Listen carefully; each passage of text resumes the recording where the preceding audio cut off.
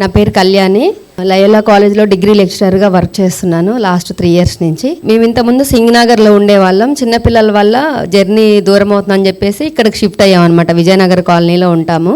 మేము వెళ్ళే చర్చి చాలా దూరం, చిన్నపిల్లల్ని తీసుకొని బండి మీద వెళ్ళడం ఇబ్బంది అవుతుందనే ఉద్దేశంతో నేను ప్రేయర్ చేసుకుంటున్నాను. ప్రభువా, మంచి వాక్యం ఉన్నటువంటి చర్చి నాకు చూపించండి అని చెప్పేసి ప్రేయర్ చేసుకుంటున్నప్పుడు నేను 21 నుంచి ఇక్కడ కాలేజ్కి వస్తున్నాను. అంతకుముందు ఇక్కడ కార్ షెడ్ ఉండేది. తర్వాత చూస్తే ఏంటి అంటే ఇక్కడ అంతా రంగులేసి మంచిగా లోగో చర్చ్ అని చెప్పేసి కనపడతా ఉంది. లాస్ట్ ఇదే సంవత్సరం ఫిబ్రవరి 4వ తారీఖు నేను కాలేజ్ నుంచి ఇంటికి వెళ్తున్నప్పుడు సిస్టర్ బ్రదరు అన్నీ చూసుకుంటున్నారు.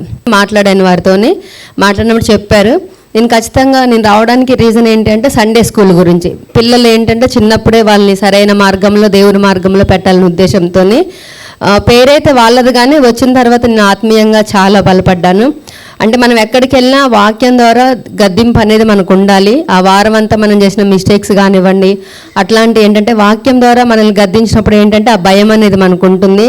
ఇంకొకసారి అట్లాంటి మిస్టేక్స్ చేయకుండా మనల్ని రెక్టిఫై చేసుకోవడానికి 2 అంచుల ఖడ్గం కలిగిన వాక్యం మనల్ని కాలుస్తూ ఉండడము, అట్లా బాగా ముందుకెళ్ళడం జరుగుతుంది. ఇక్కడ ప్రతి బుధవారం బైబిల్ స్టడీ జరుగుతుంది. దేవుని వాక్యం ధ్యానించడం, ఆ వాక్యంలో ముందుకెళ్ళడమే గ్రేట్ అని నాకు అనిపించింది. దానియేలు గ్రంథం చదివినప్పుడు అంతకుముందు అసలు నాకు ఏం అర్థమయ్యేది కాదు, కానీ అన్న చెప్పిన తర్వాత ఎంతో సరళంగా రాబోయే కాలం ఎలా ఉంటుంది ఏంటి అని చెప్పేసి ఎవ్రీథింగ్ కూడా చాలా పిన్ పాయింటెడ్గా చాలా సరళంగా ఎక్స్ప్లెయిన్ చేశారు. అందులో నేను ఫస్ట్ ప్రైజ్ వచ్చాను. ఆ విషయంలో నేను చాలా హ్యాపీ అన్నమాట. బ్రదరు సిస్టర్ విషయానికి వచ్చేస్తే ఏంటంటే ఇది దేవుడిచ్చిన బంధం. సొంత అన్నగా సిస్టర్గా నేను వాళ్ళని భావిస్తూ ఉంటాను. మా హెల్త్ బాగాలేనప్పుడు కూడా పర్టికులర్గా మమ్మల్ని పట్టించుకోవడం, ఇంటికి రావడం, పలకరించడం, ఎలా ఉందని అడగడం. ఇక్కడ మాత్రం ఏంటంటే ఒక వారం చర్చికి రాలేదంటే నెక్స్ట్ వీక్ ఇంటికి వచ్చేస్తారు, లేదంటే ఫోన్ చేసేస్తారు, ఏమైంది, ఎందుకు రాలేదు, ఏమైందమ్మా, బాగానే ఉన్నారని చెప్పేసి.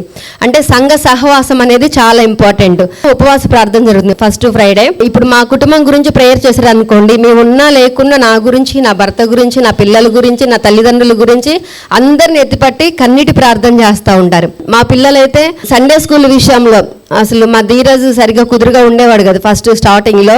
ఇప్పుడైతే చక్కగా సండే స్కూల్కి రావడం, మెమరీ వర్సెస్ ఇంగ్లీష్లో చాలా స్పీడ్గా చెప్పేయడం, అట్లా ఇవన్నీ జరిగిందనమాట. ఫ్యామిలీ కుటుంబం మొత్తం కూడా ఆ ఇంట్లో ఎంతమంది ఉంటే అంతమంది సంఘంలో దేవుని ఎదుట కనపడాలి అనేది ఒక కమిట్మెంట్తోని అన్న ఎంతో మోటివేట్ చేయడము, వాళ్ళని దేవుని బిడ్డలుగా చెప్పడం, ఆత్మల భారం కోసం ఎంతో కన్నీరడం దగ్గరను చూసి ప్రార్థన అనుభవంలో కూడా మేము నేర్చుకోవడం జరిగింది.